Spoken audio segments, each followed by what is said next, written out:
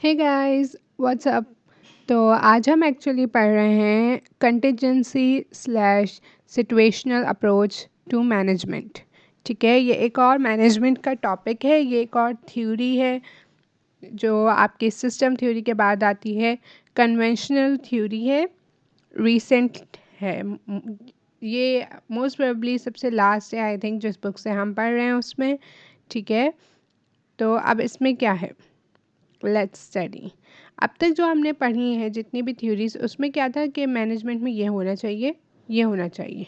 किसी ने ये नहीं पूछा कि ऑर्गेनाइजेशन कैसी होनी चाहिए, तो ये होना चाहिए किस तरह की ऑर्गेनाइजेशन के लिए क्या मेथड होना चाहिए। हमने ये अज्यूम किया कि ऑर्गेनाइजेशन सारी एक जैसी ही होती हैं, जो कि एक्सट्रीमली रॉन्ग अजम्पशन है। ऑब्वियसली सारी ऑर्गेनाइजेशंस एक जैसी नहीं होती, उनमें बहुत सारे डिफरेंसेस हैं, उनमें बहुत सारी सिचुएशंस हैं जो डिफरेंट होती हैं और वेरी करती हैं। ठीक है, तो ये थ्योरी इसी चीज़ को कंसिडर करता है कि ऑर्गेनाइजेशन सारी एक जैसी नहीं है, तो मैनेजमेंट के तरीके यूनिवर्सल क्यों हो।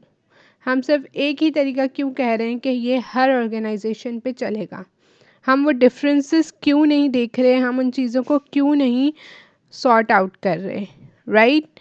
तो बिल्कुल इसी चीज़ को आंसर करेगी हमारी ये अप्रोच। इसको इफ़ एंड देन अप्रोच भी कहा जाता है। ठीक है, तो लेट्स सी ये है क्या। It states that the management techniques are depending upon the circumstances of the organisation. ये कहता है कि मैनेजमेंट टेक्निक्स जो है ना वो आपकी डिपेंड कर रही हैं ऑर्गेनाइजेशन की सिचुएशन सर्कमस्टेंसेस पे। जैसी ऑर्गेनाइजेशन है, जैसा उसका सर्कमस्टेंस है, जैसी उसकी सिचुएशन है, उसी तरह की आपकी मैनेजमेंट टेक्निक्स होनी चाहिए। Okay, management isn't having universal rules and they must be chosen as per the organization.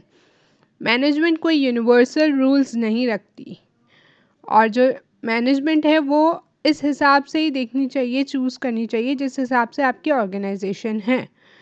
आप इसके एग्जांपल लें, एक क्लास में 5 बच्चे हैं, एक टीचर उनको जिस तरह हैंडल करेगा वो डिफरेंट होगा इंस्टेड ऑफ वो क्लास जिसमें 50 बच्चे हैं। अब 50 बच्चों पे एक एक पे तो ध्यान नहीं दिया जा सकता, लेकिन 5 बच्चों पे तो दिया जा सकता है।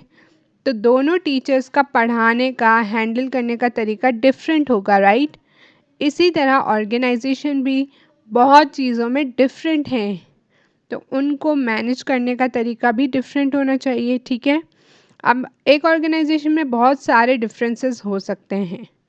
इस वीडियो में हम वो मेन 4 डिफरेंसेस देख रहे हैं जिनको देखते हुए मैनेजर्स को अपनी मैनेजमेंट टेक्निक्स जो हैं उनको चूज़ करना चाहिए।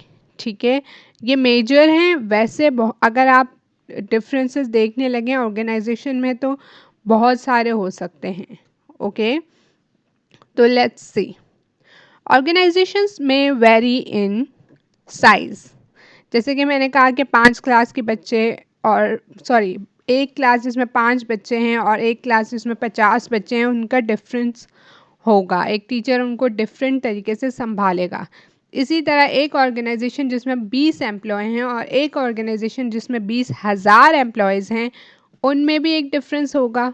और वो टीचर जो आपका मैनेजर है उसको समझें, वो टीचर है, वो मैनेजर उनको डिफरेंट तरीके से मैनेज करेगा। ठीक है, अब दूसरी चीज़ आ जाती है routineness in technology, of routineness of task technology. अब क्या है, एक टास्क आपके रूटीन में है, ये रेगुलर की चीज़ है कि यहाँ एक बंदा आता है, यहाँ ये चीज़ होती है और यही होती रहती है, इसमें कोई डिफरेंस नहीं आता, इसमें कोई ऐसी सिचुएशन नहीं आती।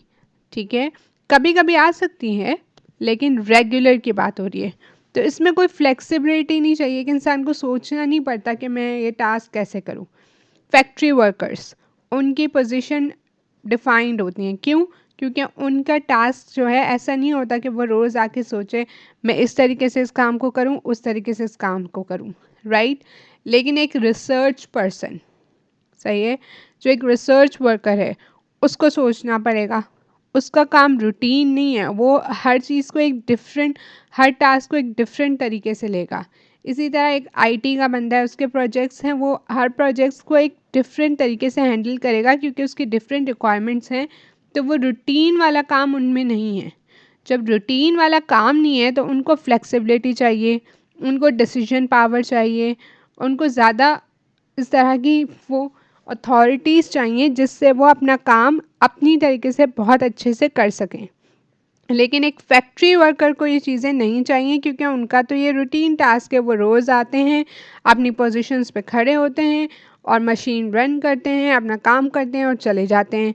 रोज़ इसी तरह होता है। कोई बहुत मुश्किल से कोई ऐसी सिचुएशन आती है, वरना तो कोई सिचुएशन डिस्टर्बेंसी नहीं आती उनके पास। ठीक है, तो इन दोनों सिचुएशन में मैनेजमेंट का तरीका डिफरेंट होगा कि वो किस तरह से अपने एम्प्लॉयज़ को मैनेज करती है।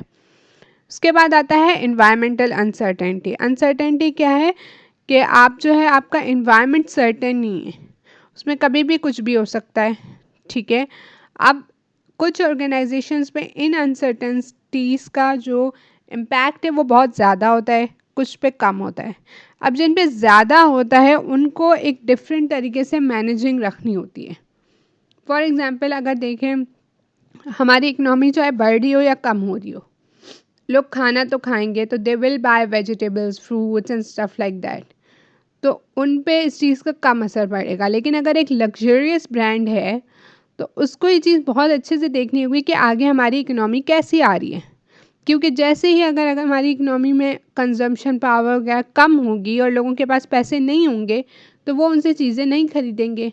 और उस सिचुएशन में अगर वहाँ के मैनेजर ने इस चीज़ को एक फ्लेक्सिबिलिटी नहीं दी हुई, उस तरह से सोचा हुआ नहीं है, तो क्या होगा, उनके पास स्टॉक बहुत सारा होगा लेकिन वो ख़रीदने वाला कोई नहीं होगा। तो इन्वायरमेंटल अनसर्टेनिटी को भी देखना ज़रूरी है। उसके बाद last and very obvious, individual differences. क्या होता है कि ऑर्गेनाइजेशन में डिफरेंट लोग होते हैं, एक ऑर्गेनाइजेशन का डिफरेंट कल्चर होता है, तो वहाँ पे जो लोग काम कर रहे हैं वो भी डिफरेंट है, उनके आपस में बहुत डिफरेंसेस हैं। हम ये अज्यूम नहीं कर सकते कि हर ऑर्गेनाइजेशन के लोग एक ही तरह के हैं, निकम्मे हैं।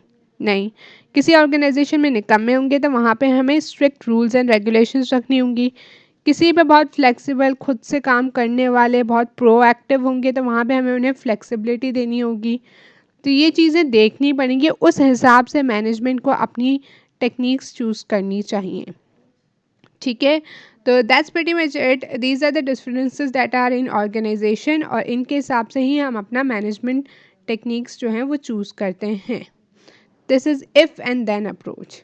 यानी कोई भी एक ऑर्गेनाइजेशन, सॉरी, सारी ऑर्गेनाइजेशन एक जैसी नहीं है, सब पे एक जैसे रूल्स अप्लाई नहीं हो सकते। तो हर ऑर्गेनाइजेशन को अपनी सिचुएशन के हिसाब से अपनी मैनेजमेंट टेक्निक चूज़ करनी चाहिए। That is your if and then technique. That's it for this video. I hope you guys enjoyed it. If you did, make sure to give this video a thumbs up, like, comment and share, and I will see you guys in my next video. Bye guys.